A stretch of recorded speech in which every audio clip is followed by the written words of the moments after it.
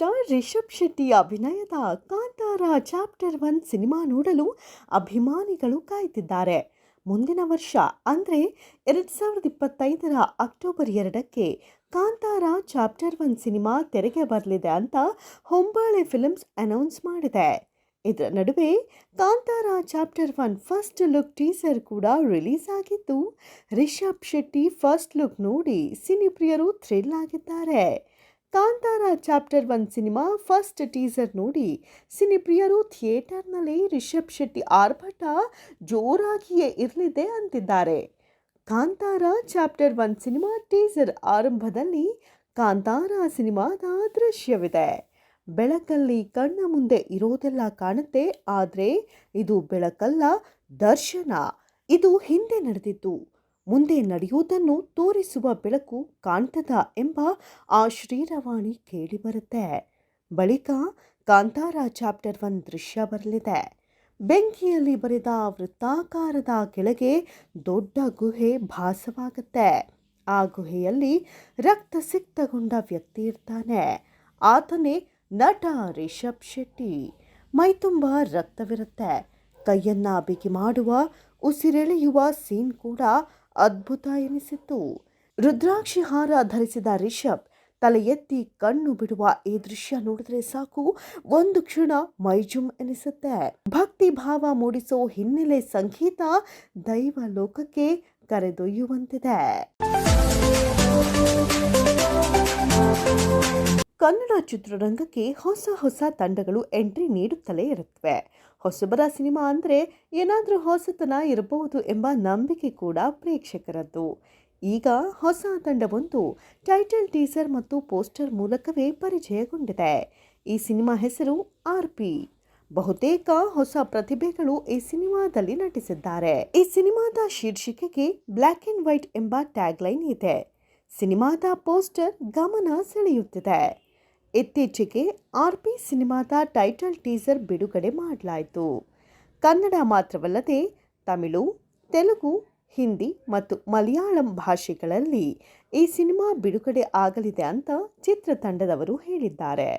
ಮಧುಸೂದನಾನಂದಪುರಿ ಪೀಠಾಧಿಕಾರಿ doctor ಆಚಾರ್ಯ ಮಹಾಮಂಡಲೇಶ್ವರ ಅವರು RP ಸಿನಿಮಾದ title teaser ಲೋಕಾರ್ಪಣೆ ಮಾಡಿದ್ರು. ಬಳಿಕ ಅವರು ಚಿತ್ರತಂಡಕ್ಕೆ ಆಶೀರ್ವಾದ ಮಾಡಿದ್ರು. ಗರುಡ, ಶಿವನ ಪಾದ, ತ್ರಿಶೂಲ ಮುಂತಾದ ದೃಶ್ಯಗಳು ಟೈಟಲ್ ಟೀಸರ್ನಲ್ಲಿ ಕಾಣಿಸಿವೆ. ಆ ಮೂಲಕ ಪ್ರೇಕ್ಷಕರಿಗೆ ಕೌತುಕ ಮೂಡಿಸಿದೆ. ಹೊಸಬರ ಪ್ರಯತ್ನ ಹೇಗಿರಲಿದೆ ಎಂಬುದು ಮುಂದಿನ ದಿನಗಳಲ್ಲಿ ತಿಳಿಯಲಿದೆ. ಡಿಎಲ್ ಗ್ರೂಪ್ಸ್ ಹಾಗೂ ಕಬ್ಬಾಳಮ್ಮ ಕ್ರಿಯೇಷನ್ಸ್ ಮೂಲಕ ಈ ಸಿನಿಮಾ ಆಗುತ್ತಿದೆ. ಯುವರಾಜ್ ಎಸ್ ಅವರು ಈ ಸಿನಿಮಾಗೆ ನಿರ್ದೇಶನ ಮಾಡಿದ್ದಾರೆ. ಅವರೇ ಕಥೆ, ಚಿತ್ರಕಥೆ, ಸಾಹಿತ್ಯವನ್ನು ಬರೆದಿದ್ದಾರೆ. ಅಷ್ಟೇ ಅಲ್ಲದೆ ಬಂಡವಾಳವನ್ನು ಹೂಡೋದ್ರ ಮೂಲಕ ಒಂದು ಪಾತ್ರವನ್ನು ನಿಭಾಯಿಸಿದ್ದಾರೆ. ನಿರ್ದೇಶನದಲ್ಲಿ ಅವರಿಗೆ ನೃತ್ಯ ಸಂಯೋಜಕ ರಾಜದೇವ್ ಅವರು ಸಹಕಾರಿಯಾಗ್ತಿದ್ದಾರೆ. ಸಿನಿಮಾಗಳಲ್ಲಿ ಆಂಜನೇಯನ ಕುರಿತು ಒಂದಷ್ಟು ಹಾಡುಗಳು ಬಂದಿವೆ. ಈಗ ಹನುಮನ ಬಗ್ಗೆ ಒಂದು ಮ್ಯೂಸಿಕ್ ವಿಡಿಯೋ ಬಿಡುಗಡೆ ಮಾಡಲಾಗಿದೆ. ಮಹಾವೀರ ಹನುಮ ಎಂಬುದು ಈ ಗೀತೆಯ ಹೆಸರು. ಈ ಹಾಡಿನಲ್ಲಿ ಬಾಲನಟಿ ಋತುಸ್ಪರ್ಶ ಅವರು ಹೆಜ್ಜೆ ಹಾಕಿದ್ದಾರೆ. ಇತ್ತೀಚೆಗೆ ಈ ಹಾಡಿನ ಬಿಡುಗಡೆ ಕಾರ್ಯಕ್ರಮ ನಡೆಯಿತು. 4 ನಿಮಿಷ 30 ಸೆಕೆಂಡ್ ಅವಧಿಯ ಈ ಗೀತೆಯನ್ನು ಹಿರಿಯ ನಿರ್ಮಾಪಕ ಸೂರಪ್ಪ ಬಾಬು ಅವರು ಬಿಡುಗಡೆ ಮಾಡಿದ್ರು. ಋತುಸ್ಪರ್ಶ ಅವರ ಪ್ರತಿಭೆಗೆ ವೀಕ್ಷಕರು ಮೆಚ್ಚುಗೆ ಸೂಚಿಸಿದ್ದಾರೆ. ರಾಘವೇಂದ್ರ ರೆಡ್ಡಿ ಅವರು ಈ ಹಾಡನ್ನು ನಿರ್ಮಿಸಿದ್ದಾರೆ. ಮಹಾವೀರ ಹನುಮ ಹಾಡಿಗೆ ರಾಘವ ಸೂರ್ಯ ನಿರ್ದೇಶನ ಮಾಡಿದ್ದಾರೆ. ಅಂಜನಾದ್ರಿ ಬೆಟ್ಟ, ಆನೆಗುಂದಿಯ ಲಕ್ಷ್ಮೀ ರಂಗನಾಥ ಸ್ವಾಮಿ ದೇವಸ್ಥಾನ ಹಾಗೂ ಚಿಂತಾಮಣಿ ಮಠದಲ್ಲಿ ಈ ಹಾಡನ್ನು ಚಿತ್ರೀಕರಿಸಲಾಗಿದೆ. ಹಂಪಿ ಪ್ರಾಧಿಕಾರದವರಿಂದ ವಿಶೇಷ ಅನುಮತಿ ಪಡೆದು 105 ತಂತ್ರಜ್ಞರ ಜೊತೆಗೆ 575 ಮೆಟ್ಟಿಲುಗಳನ್ನು ಹತ್ತಿ ಇಳಿಯುವುದು ಸವಾಲಾಗಿತ್ತು. ಪ್ರಕೃತಿ ಕೂಡ ನಮಗೆ ಸಹಕಾರ ನೀಡಿತು. ನಿರ್ಮಾಪಕ ರಾಘವೇಂದ್ರ ರೆಡ್ಡಿ ಎಲ್ಲಿಯೂ ರಾಜಿಯಾಗದೆ ಇದನ್ನು ನಿರ್ಮಿಸಿದ್ದಾರೆ ಅಂತ ರಾಘವ ಸೂರ್ಯ ಹೇಳಿದರು. A2 ಮ್ಯೂಸಿಕ್ ಮೂಲಕ ಮಹಾವೀರ ಹನುಮ ಸಾಂಗ್ ಸಿದ್ಧವಾಗಿದೆ. ಯೂಟ್ಯೂಬ್ನಲ್ಲಿ ಪ್ರೇಕ್ಷಕರು ಮೆಚ್ಚುಗೆ ಸೂಚಿಸಿ ಕಮೆಂಟ್ ಮಾಡುತ್ತಿದ್ದಾರೆ. ಮಕ್ಕಳಿಗೆ ಈ ಹಾಡು ಇಷ್ಟವಾಗ್ತಾ ಇದೆ. ಹಾಡಿನ ಬಿಡುಗಡೆ ಕಾರ್ಯಕ್ರಮದಲ್ಲಿ Harikrishna Kendur, Mariswamy, Rajarajeshwari S, Rajesh LY, Ramesh Babu, Victory Vasu, Arjun Dev ಮುಂತಾದವರು ಹಾಜರಿದ್ದರು. ಬಾಲಿವುಡ್ ನಟಿ ಕಂಗನಾ ರನಾವತ್ ಅಭಿನಯದ ಬಹುನಿರೀಕ್ಷಿತ ಸಿನಿಮಾ ಎಮರ್ಜೆನ್ಸಿ ಬಗ್ಗೆ ಒಂದು ಬಿಗ್ ನ್ಯೂಸ್ ಹೊರಬಿದ್ದಿದೆ. ಈ ಸಿನಿಮಾಗೆ ಕಡೆಗೂ ರಿಲೀಸ್ ಡೇಟ್ ಫಿಕ್ಸ್ ಆಗಿದೆ. ಈ ಮೊದಲು ಅನೇಕ ಬಾರಿ ಎಮರ್ಜೆನ್ಸಿ ಚಿತ್ರದ ರಿಲೀಸ್ ಮುಂದೂಡಿಕೆಯಾಗಿತ್ತು.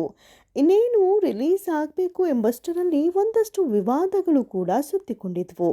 ಇದೀಗ ಎಲ್ಲ ವಿಘ್ನಗಳನ್ನು ನಿವಾರಿಸಿಕೊಂಡು ಸಿನಿಮಾ ಬಿಡುಗಡೆ ಮಾಡಲು ಕಂಗನಾ ರನಾವತ್ ನಿರ್ಧರಿಸಿದ್ದಾರೆ. 2025 ಜನವರಿ 17ರಂದು ಎಮರ್ಜೆನ್ಸಿ ಚಿತ್ರ ಬಿಡುಗಡೆಯಾಗಲಿದೆ. ಮಾಜಿ ಪ್ರಧಾನಮಂತ್ರಿ ಇಂದಿರಾ ಗಾಂಧಿ ಅವರ ಜೀವನದ ಕುರಿತು ಎಮರ್ಜೆನ್ಸಿ ಸಿನಿಮಾ ಸಿದ್ಧವಾಗಿದೆ. ಈ ಸಿನಿಮಾದಲ್ಲಿ ಕಂಗನಾ ಅವರು ಇಂದಿರಾ ಗಾಂಧಿಯ ಪಾತ್ರವನ್ನ ಮಾಡಿದ್ದಾರೆ. ನಟನೆ ಜೊತೆಗೆ ನಿರ್ದೇಶನವನ್ನು ಕಂಗನಾ ರನಾವತ್ ಅವರೇ ಮಾಡಿದ್ದಾರೆ. ಮುಂದಿನ ವರ್ಷ ಜನವರಿಯಲ್ಲಿ ಈ ಸಿನಿಮಾ ತೆರೆ ಕಾಣಲಿದ್ದು, ಪೋಸ್ಟರ್ ಮೂಲಕ ಕಂಗನಾ ಅವರು ಮಾಹಿತಿಯನ್ನು ಹಂಚಿಕೊಂಡಿದ್ದಾರೆ. ಸಾಮಾನ್ಯವಾಗಿ ಪ್ರತಿ ವರ್ಷ ಜನವರಿಯಲ್ಲಿ ದೊಡ್ಡ ದೊಡ್ಡ ಸಿನಿಮಾಗಳು ಬಿಡುಗಡೆಯಾಗುತ್ತವೆ. ಸಂಕ್ರಾಂತಿ ಹಬ್ಬ ಮತ್ತು ಗಣರಾಜ್ಯೋತ್ಸವದ ಪ್ರಯುಕ್ತ ಸ್ಟಾರ್ ಸಿನಿಮಾಗಳ ರಿಲೀಸ್ ಆಗುತ್ತವೆ. ಅವುಗಳ ನಡುವೆ ಎಮರ್ಜೆನ್ಸಿ ಚಿತ್ರ ಬಿಡುಗಡೆ ಆದರೆ ಬಾಕ್ಸ್ ಆಫೀಸ್ನಲ್ಲಿ ಕ್ಲಾಶ್ ಆಗಲಿದೆ. ಈ ಸಿನಿಮಾದಲ್ಲಿ ವಿಶಾಖ್ ನಾಯರ್, ಅನುಪಮಾ ಖೇರ್, ಶ್ರೇಯಸ್ ತಲ್ಪಡೆ, ಮಿಲಿಂದ್ ಸೋಮನ್ ಮುಂತಾದವರು ನಟಿಸಿದ್ದಾರೆ. ಬಿಡುಗಡೆಯಾದ ಬಳಿಕ ಕೂಡ ವಿವಾದ ಆಗುವ ಸಾಧ್ಯತೆ ಇದೆ.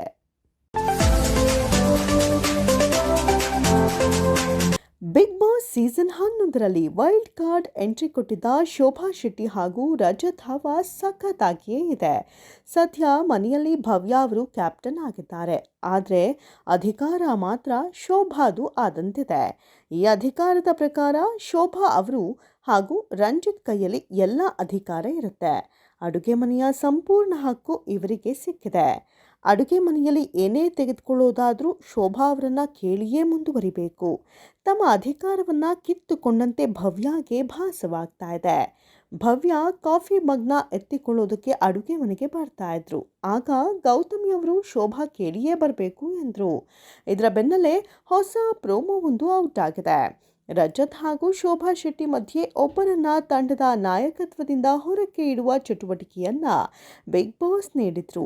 ಈ ವೇಳೆ ಮಂಜು ಅವರು ಶೋಭಾ ಹೆಸರನ್ನ ತೆಗೆದುಕೊಂಡ್ರು. ಇದಕ್ಕೆ ಶೋಭಾ ಕೂಗಾಡಿದ್ದಾರೆ. ಅವರ ಕೂಗಾಟ ನೋಡಿ ಹನುಮಂತ ಸೈಲೆಂಟ್ ಆಗಿದ್ದಾರೆ. ರೂಲ್ಸ್ ಮತ್ತು ರೆಗ್ಯುಲೇಷನ್ಸ್ ಏನಿರುತ್ತೋ ಅದನ್ನ ಅಲ್ಲಾಡಿಸಿದ್ದು ಶೋಭಾ ಅಂತ ನನಗೆ ಅನ್ಸುತ್ತೆ ಎಂದಿದ್ದಾರೆ ಉಗ್ರ ಮಂಜು. ಇದಕ್ಕೆ ಶೋಭಾ ಅವರು ಸಖತ್ ರಾಂಗ್ ಆದ್ರು. ಉಗ್ರ ಮಂಜು ಅವರಿಗೆ ಕ್ಲಾರಿಟಿನೇ ಇಲ್ಲ, ನಾನ್ಸೆನ್ಸ್ ರೀಸನ್ ಕೊಡ್ತಿದ್ದೀರಾ, ಹೇಳೋದನ್ನ ಕೇಳಿಸ್ಕೊಳ್ಳಿ ಅಂತ ಅರ್ಚಿದ್ದಾರೆ. ಇನ್ನು ಹನುಮಂತ ಧನರಾಜ್ ಬಳಿ ಈ ಬಗ್ಗೆ ಮಾತನಾಡಿದ್ದಾರೆ. ಯಪ್ಪ, ಕೂಗಾಟ ನೋಡೋಕೆ ಆಗಲ್ಲ, ನಾವಿಬ್ರು ಎಲ್ಲಾದ್ರೂ ಸಿಕ್ಕಿ ಹಾಕೊಂಡ್ರೆ ಉಚ್ಚಿನೇ ಹುಯ್ಕೋತೀವಿ ಎಂದಿದ್ದಾರೆ ಹನುಮಂತ.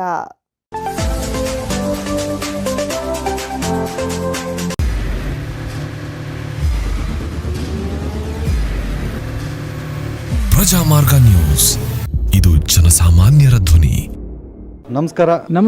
ನೀವು ನೋಡ್ತಾ ಇದ್ದೀರಾ ಪ್ರಜಾಮಾರ್ಗ ನ್ಯೂಸ್. ರಾಷ್ಟ್ರದ ರಾಜ್ಯದ ರಾಜಕೀಯದ ಬಗ್ಗೆ ಹೆಚ್ಚಿನ ಸಿನಿಮಾ ಅಪ್ಡೇಟ್ಗಳಿಗಾಗಿ ಫಸ್ಟ್ ಲೈಕ್ ಮಾಡಿ, ಸಬ್ಸ್ಕ್ರೈಬ್ ಆಗಿ, ಹಾಗೆ ಫಾಲೋ ಕೂಡ ಮಾಡಬೇಕು.